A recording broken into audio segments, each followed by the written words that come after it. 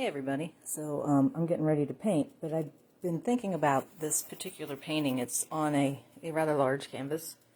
Can't remember the size, and I didn't measure it before I came on, but it was a painting that I started years ago, and I've lost interest in it. This is oil on linen, and I want to actually start over using this. So I'm just taking some turpentine and putting it on the paint that's on here with a brush. I don't want it too thick because I'm inside and I have a air cleaner going. And I'm not going to do this whole painting today because I'm going to do this outside so that I don't get too much of the odorless-free turpentine on here. And I'm just letting it sit in for a couple minutes. So this, I'm basically going to show you how you can I just came across this and thought it would be interesting. Taking one of my palette knives, it has a little tip to it, and I have bounce, if you will. This thing is stretched like a drum, and what I do is I just push down a little bit and then let the palette knife go under the paint. Let's see, show you over here, I have a little more. But you have to let it sit for a little bit so that it has time to work on the paint. And then I just use the palette knife and pull up a pretty good thick piece of paint off of the linen.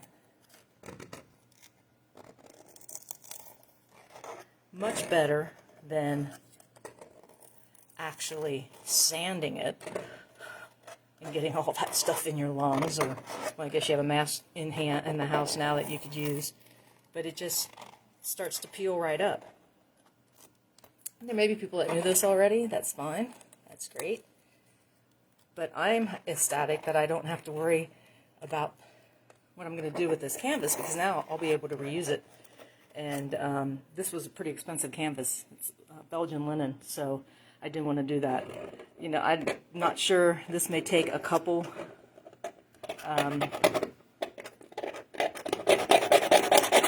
applications of the turp and really let it sit in there. And there we go. There's a couple pieces there. And then you can see I did a grayscale underneath. And if you let it sit long enough, you can start to get enough of that off. Yeah, I paint thick, so if I had just painted over this, I would have ended up losing a lot of the teeth of the linen, the tooth of it. So that's why I wanted to try and figure out how to do this the right way. Well, I don't know if it's the right way, but a different way, so that I could still get down to that bare linen. It's going to take a little bit of work, but I'm not one for sanding. Just for me, it just takes too long. So just wanted to pass that tip along. See you guys. Bye.